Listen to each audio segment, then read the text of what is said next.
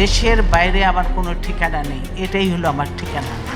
ফেনীর ৩টি সংসদীয় আসনে বিএনপির চেয়ারপারসন সাবেক প্রধানমন্ত্রী বেগম খালেদা জিয়া সহ বিভিন্ন রাজনৈতিক দল ও স্বতন্ত্র ৩৫ জন মনোনয়নপত্র জমা দিয়েছেন। ২৯ ডিসেম্বর রিটার্নিং কর্মকর্তা কার্যালয় সূত্র জানায়, ফেনী ১ আসনে বিএনপির প্রার্থী হিসেবে মনোনয়ন জমা দেন দলটির চেয়ারপারসন বেগম খালেদা জিয়া। ৩০ ডিসেম্বর সকাল ৬টায় ফজরের ঠিক পরে ইন্তেকাল করেছেন বেগম খালেদা জিয়া। ইন্না লিল্লাহি ওয়া ইন্না ইলাইহি রাজিউন।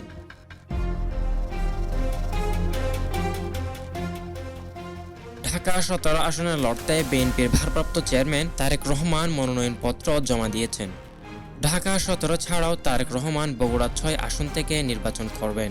অন্যদিকে ঢাকা ১৫ আসন থেকে ত্রয়োদশ সংসদ নির্বাচনে অংশ নিতে মনোনয়নপত্র জমা দিয়েছেন বাংলাদেশ জামায়াতে ইসলামীর আমির ডক্টর শফিকুর রহমান। জাতীয় নাগরিক পার্টিতে আনুষ্ঠানিকভাবে যোগ দিয়েছেন অন্তর্বর্তী সরকারের সাবেক উপদেষ্টা আসিফ মাহমুদ সজীব ভুঁইয়া। তবে তিনি ত্রয়োদশ জাতীয় সংসদ নির্বাচনে অংশ নিচ্ছেন না। তিনি এনসিপির মুখপাত্রের দায়িত্ব পালন করবেন। পাশাপাশি দলটির নির্বাচন পরিচালনা কমিটির প্রধানের দায়িত্ব দেওয়া হয়েছে তাকে। গণ অভ্যুত্থান পরবর্তী আকাঙ্ক্ষাকে বাস্তবায়ন করার জন্য বৃহত্তর ঐক্যের স্বার্থে জামায়াত ইসলামীর সঙ্গে জোট করেছেন জাতীয় নাগরিক পার্টি। রোববার রাতে রাজধানীর বাংলা মোটরে অস্থায়ী কার্যালয়ে জরুরি সংবাদ সম্মেলনে একথা বলেন দলটির আহ্বায়ক নাহিদ ইসলাম। দলীয় সূত্রের দাবি, জোটভিত্তিক সমঝোতার আওতায় রাজধানী ঢাকা সহ দেশের বিভিন্ন জেলায় এনসিপির একাধিক নেতা নির্বাচনে অংশ নিতে পারেন। ১০ দলীয় জোটের সঙ্গে আসন সমঝোতার অংশ হিসেবে কয়েকটি আসনে এনসিপির সম্ভাব্য প্রার্থীদের নাম প্রাথমিকভাবে চূড়ান্ত হয়েছে এবং এই 10টি জোটে আরও একটি দল আসতে পারে বলে সম্ভাবনাও রয়েছে। সোমবার পিলখানায় আয়োজন করা হয় বিজিবি দিবস। শহীদ শাকিল আহমেদ হলে আয়োজনে যোগ দেন স্বরাষ্ট্র উপদেষ্টা জাহাঙ্গীর আলম চৌধুরী। বাংলাদেশ বর্ডার গার্ড আরও বেশি সুসংহত জানিয়ে বিজিবি মহাপরিচালক মেজর জেনারেল মোহাম্মদ আশরাফুজ্জামান সিদ্দিকী বিভিন্ন বাহিনীর সাফল্যের কথা তুলে ধরেন। ত্রয়োদশ জাতীয় সংসদ নির্বাচন সুষ্ঠুভাবে সংগঠিত করার জন্য বাহিনীর সদস্যদের প্রশিক্ষণ চলমান রয়েছে এই কথা জানান। বিজিবিতে কৃতিত্বের স্বীকৃতি হিসেবে বছর 12 জনকে বর্ডার গার্ড বাংলাদেশ পদক, 24 জনকে রাষ্ট্রপতি বর্ডার গার্ড পদক, 12 জনকে বর্ডার গার্ড বাংলাদেশ পদক সেবা এবং 24 জনকে রাষ্ট্রপতি বর্ডার গার্ড পদক সেবা দেওয়া হয়। সব মিলিয়ে 72 জনকে বিভিন্ন পদকে ভূষিত করা হয়েছে।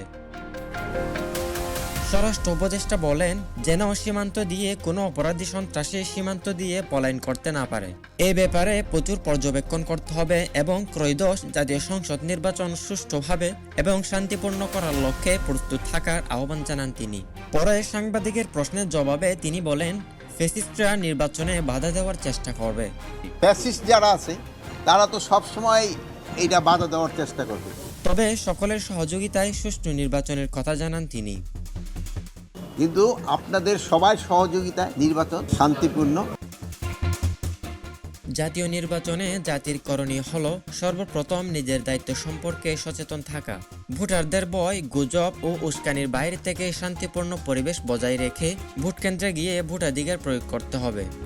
রাজনৈতিক মতপার্থক্য থাকলেও সহনশীলতা, পারস্পরিক শ্রদ্ধা ও আইনের প্রতি আনুগত্য বজায় রাখা জরুরি।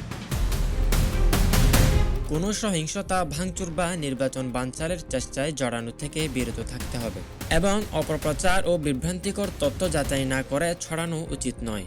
সুশীল সমাজ, গণমাধ্যম ও তরুণদের দায়িত্ব হবে নির্বাচন পর্যবেক্ষণ, অনিয়মের বিরুদ্ধে সোচ্চার হওয়া এবং শান্তিপূর্ণ অংশগ্রহণে জনগণকে উৎসাহ দেওয়া।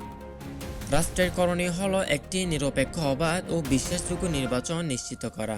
নির্বাচন কমিশনকে প্রশাসন, আইনশৃঙ্খলা বাহিনী ও সেনাবাহিনীর সহায়তায় সমান মাঠ নিশ্চিত করতে হবে। সীমান্ত নিরাপত্তা জোরদার করে অপরাধী বা সন্ত্রাসীদের অনুপ্রবেশ রোধ করা এবং ভোটকেন্দ্রগুলোতে পর্যাপ্ত নিরাপত্তা নিশ্চিত করা রাষ্ট্রের বড় দায়িত্ব। সকল রাজনৈতিক দলের জন্য সমান সুযোগ, প্রার্থীদের নিরাপত্তা, নিরপেক্ষ আচরণ এবং দ্রুত স্বচ্ছ ফল ঘোষণা নিশ্চিত করতে হবে। রাষ্ট্র যদি দৃঢ়তা ও নিরপেক্ষতা বজায় রাখতে পারে এবং জাতি দায়িত্বশীল আচরণ করে, তবে ত্রয়োদশ জাতীয় সংসদ নির্বাচন শান্তিপূর্ণ ও গ্রহণযোগ্য হবে।